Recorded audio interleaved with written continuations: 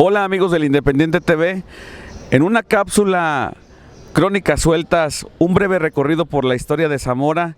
El día de hoy vamos a compartir con ustedes en este 8 de marzo el 170 aniversario de que se hizo la designación de la Virgen de la Purísima como patrona de esta ciudad de Zamora, de esta diócesis.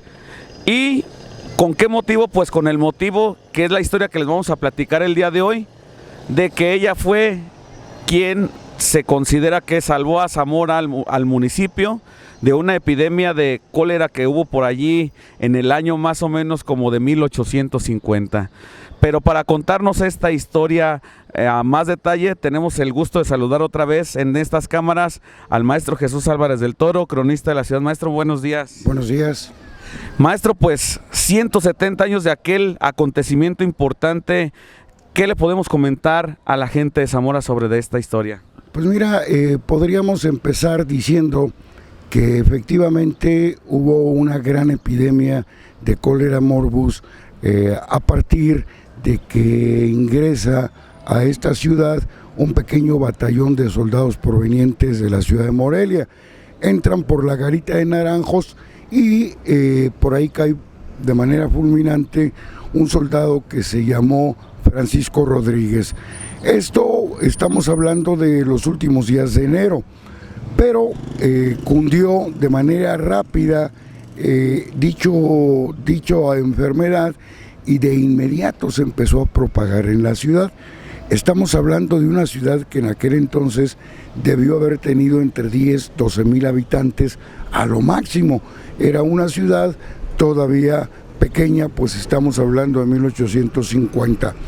Y existen documentos en el archivo parroquial justamente de la Inmaculada Concepción, donde hay poco más de 1150 muertos en este periodo. Es decir, estamos hablando de un 12, un 15% de la población que empezó a morir, independientemente de aquellos que no fueron registrados como muertos, porque por la premura hubo gente que se enterró en aquel panteón viejo que ya vimos en el Carmen, absolutamente sin ningún elemento como caja mortuoria, etcétera.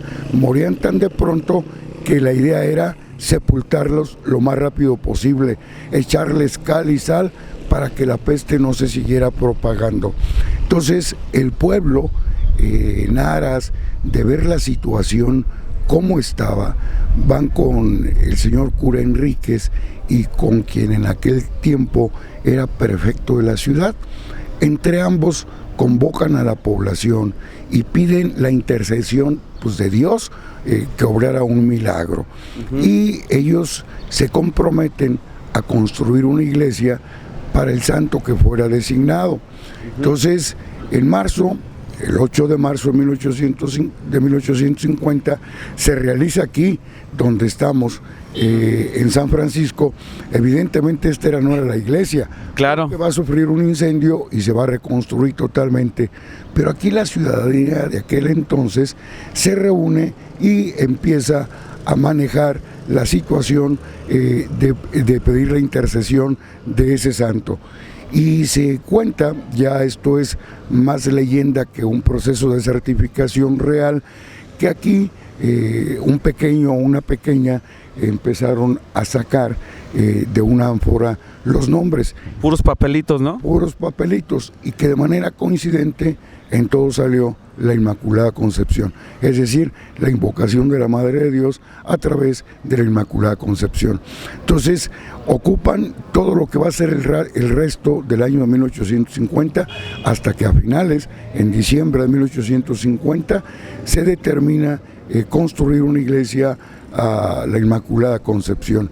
Pero es aquí donde se reúne la población y donde van a participar toda la ciudadanía, las gentes que eran los preparados de aquellos años, todos los sectores sociales, incluso los famosos gremios, los gremios de carpinteros, los reboceros, los tenedores, es decir, todas las fuerzas productivas de la ciudad van a participar, van a poner su granito de arena para poder construir esa nueva iglesia. Y ahora, amigos, nos encontramos desde la Iglesia Catedral de Zamora, donde precisamente está representado en una pintura pues la salvación de del pueblo de Zamora por intercesión de la Inmaculada Concepción. Historiador, platíquenos un poquito al respecto. Sí, miren, aquí hay que ubicar a la gente que lo que ahora es catedral, por 1850 era la parroquia.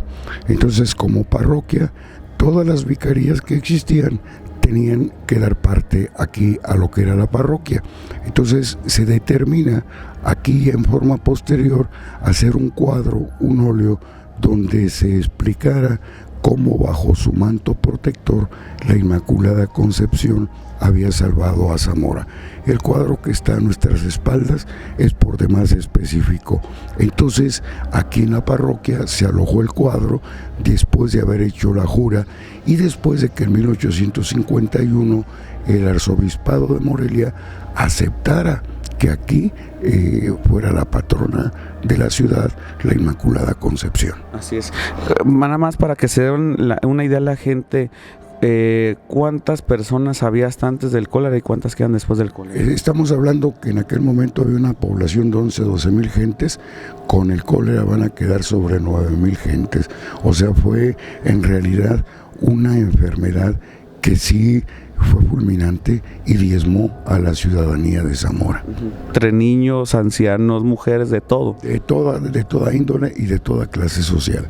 Aquí no hubo ninguna especificidad que la gente que tenía que podía curarse, no, esto fue una peste.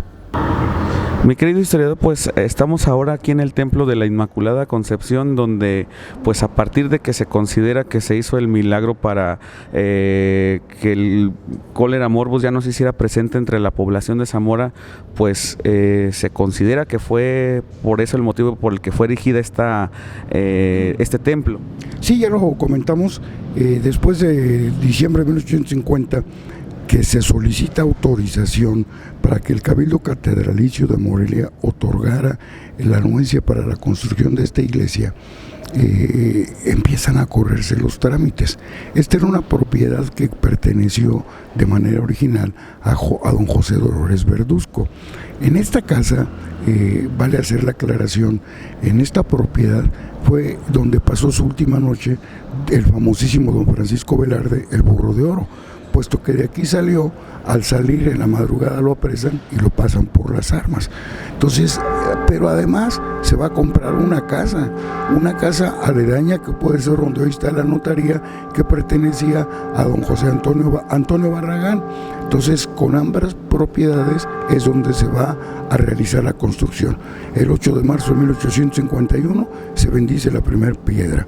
Quien inicia la construcción es el famoso alarife don Juan Villalpando, que en realidad en aquel entonces los alarifes eran de profesión lo que ellos eran arquitectos. Así es. Vemos acá de este lado que me llama la atención una imagen muy cruda desde mi perspectiva, porque se ve pues en esta imagen cómo pasaba el carretón por los cuerpos de las personas que habían muerto de cólera y cómo afuera de los portales o de las casas se colocaban banderas para indicar que había un enfermo. Sí, por supuesto, o sea, ya lo hemos comentado, aquí estamos hablando de que 15% de la población cayó fulminada por esta famosa peste. Mi querido historiador, finalmente en este recorrido que ha sido muy interesante sobre este 170 aniversario, pues vemos que ya en su momento, por ahí en diciembre 8 de 1904, se coloca una placa aquí en lo que es el costado izquierdo, vamos a decirlo así, viendo de norte a sur, una placa conmemorativa de aquel acontecimiento. Sí, en esta porción de lo que es el viento oriente de la iglesia encontramos esta placa que en realidad fue colocada en 1950 en atención a que se cumplía el primer siglo del milagro realizado por la intercesión de la Inmaculada Concepción para salvar a Zamora de la peste del cólera morbus. Un hecho pues ya como conclusión muy representativo, usted lo decía en la ocasión pasada que grabamos la cápsula del primer panteón en Zamora, un hecho muy representativo para todos los zamoranos. Evidentemente, y esto marca pues también el inicio de las construcciones de lo que va a ser el Zamora moderno. Recordemos que todas las iglesias en Zamora están construidas en la última parte del siglo XIX y a principios del siglo XX. Y este es un claro ejemplo de este tipo de construcciones. Así es. Muy bien, amigos del Independiente TV, pues aquí termina nuestro recorrido en esta cápsula Crónicas Sueltas, un breve recorrido por la historia de Zamora. Estuvo el día de hoy con ustedes su servidor Óscar de la Rosa, el maestro historiador, cronista de la ciudad, Jesús Álvarez del Toro. Muchas gracias. Y en las cámaras mi compañero Guillermo Ríos. Nos vemos en la próxima.